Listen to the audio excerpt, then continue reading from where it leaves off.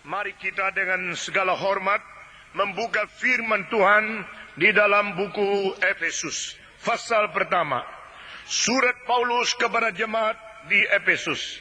Pasal pertama, kita akan membaca dari ayat pertama sampai dengan ayat yang ke-6. Semua membaca bersama-sama. Dari Paulus, Rasul Kristus Yesus, oleh kehendak Allah. Orang-orang kudus di Efesus, orang-orang percaya dalam Kristus Yesus, kasih karunia dan damai sejahtera dari Allah, Bapa kita, dan dari Tuhan Yesus Kristus menyertai kamu. Terpujilah Allah dan Bapa Tuhan kita Yesus Kristus, yang dalam Kristus telah mengaruniakan kepada kita segala berkat rohani di dalam surga. Sebab di dalam Dia Allah telah memilih kita sebelum dunia dijadikan, supaya kita kudus dan tak bercacat di hadapannya. Dalam kasih Ia telah menentukan kita dari semula oleh Yesus Kristus untuk menjadi anak-anaknya sesuai dengan kerelaan kehendaknya, supaya terpujilah kasih karunia-Nya yang mulia yang dikarunianya kepada kita di dalam Dia yang dikasihinya. Pembacaan kitab suci sampai di sini. Mari kita berdoa. Tuhan, kami serahkan hati dan pikiran kami ke dalam tangan Tuhan. Engkau yang mengetahui segala isi di dalam sanubari kami. Engkau yang mengetahui juga segala kebutuhan di dalam hidup kami. Engkau yang juga memberikan segala berkat di dalam Kristus, dan sesuai dengan apa yang menjadi rencana Tuhan. Pada pagi ini juga ada firman, ada berita yang mau Tuhan sampaikan kepada kami. Kiranya kau urapi hamba-Mu yang hina. Engkau memberikan kekuatan kepada dia, bijaksana kepada dia, sehingga dia boleh menyatakan kehendak-Mu dengan berani, dengan teliti, dengan setia, dan taat kepada pimpinan Roh-Mu yang kudus. Dengar doa kami ya Tuhan. Berkatilah setiap jiwa yang berada di sini. Engkau mendirikan takhta-Mu, Engkau memberikan titah-Mu sebagai raja di atas segala raja, sebagai Tuhan di atas segala yang dipertuan, sebagai penghulu di dalam gereja. Dengar doa kami yang kami panjatkan. Kami berdoa kiranya Tuhan hancurkan kuasa iblis dan usir dia keluar dari sini, sehingga tidak ada gangguan apa yang berada di dalam kebaktian ini. Demi nama Yesus Kristus, nama di atas segala nama, nama di atas segala penguasa, nama di atas segala pemerintah, kami sudah berdoa dan bersyukur. Amin.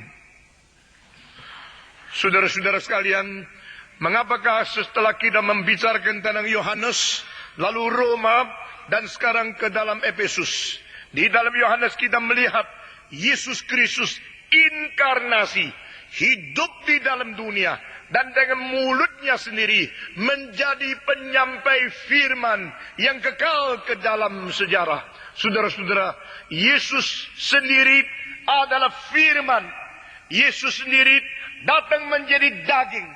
Yesus sendiri dengan bibir yang berada di dalam tubuhnya, dia menyampaikan firman. Itu adalah perkenalan diri di dalam sejarah. Itu adalah subjektivitas dari kebenaran itu sendiri, mewujudkan diri di dalam dunia manusia. Tidak ada cinta yang lebih besar daripada rela terjunkan diri ke dalam hidup yang dicintai. Saudara-saudara, demikian Allah mengasihi isi dunia, sehingga dikaruniakannya ada yang tunggal, dan dia datang rela hidup di tengah-tengah orang yang berdosa, orang-orang yang hina, yang lemah, orang yang najis, orang yang seharusnya dibuang oleh Tuhan Allah. Itulah Injil, itulah berita kesukaan dari Tuhan. Saudara-saudara, di dalam surat Paulus kepada Roma merupakan penguraian tentang rencana Injil yang paling sempurna dan paling teliti sepanjang sejarah. Tidak ada buku siapapun, buku manapun memberikan penjelasan tentang rencana keselamatan Allah bagi umat manusia dan kehendak Allah bagaimana melaksanakan keselamatan itu di dalam sejarah yang melampaui apa yang ditulis oleh Paulus di dalam buku Roma. Kita telah menghabiskan lebih daripada 4 tahun untuk selesaikan Roma. Sekarang kita masuk ke dalam buku Efesus. Mengapakah Efesus yang saya pilih menjadi buku yang ketiga? Karena ini menjadi suatu buku yang penting sekali untuk hidup gereja.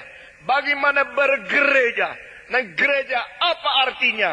Gereja apa tugasnya? Dan gereja harus mengenal bukan daripada sepotong-potong di dalam sejarah, tetapi mengenal sebelum sejarah.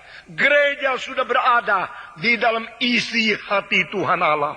Saudara-saudara sekalian, dan Efesus merupakan satu buku yang memberikan kepada kita satu contoh yang begitu melawan dengan arus-arus daripada mimbar-mimbar sekarang. Saudara-saudara, pada akhir zaman Alkitab berkata, karena telinga itu sudah menjadi gatal, maka manusia bosan kepada ajaran-ajaran yang penting. Mereka telah menemukan banyak guru-guru yang baru, guru-guru yang palsu. Maka kita memerlukan sesuatu banting setir sehingga zaman ini kembali kepada jalur yang sudah Tuhan tetapkan.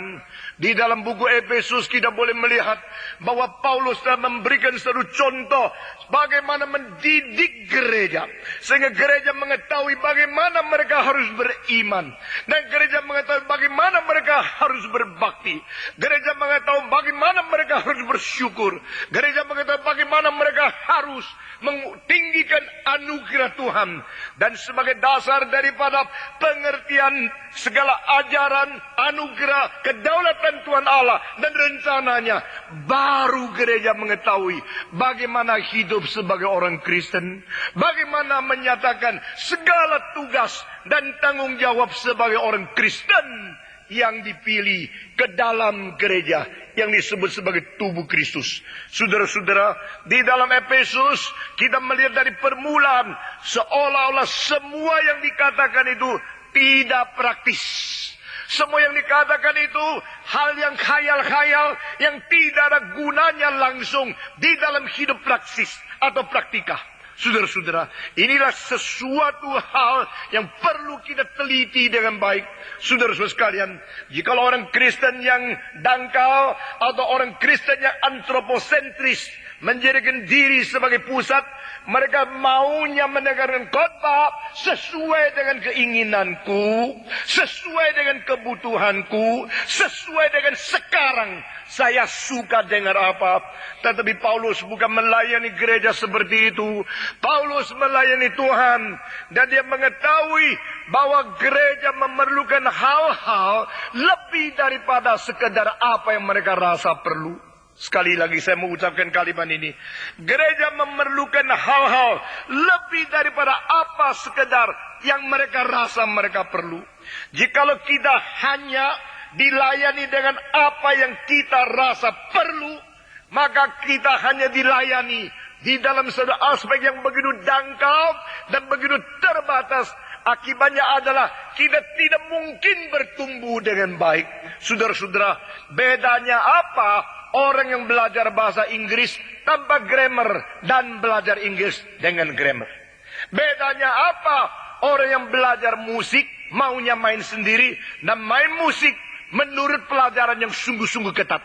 Bedanya apa mereka yang menggubah musik tanpa teori dan mereka yang belajar teori dulu? Saudara-saudara, mereka yang belajar bahasa tidak mau grammarnya, tidak ada kerangkanya.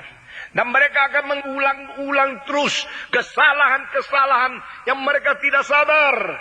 Demikian di dalam musik, di dalam lukis, di dalam arsitektur, di dalam segala disiplin penyelidikan, dari segala bijaksana dan segala macam ilmu.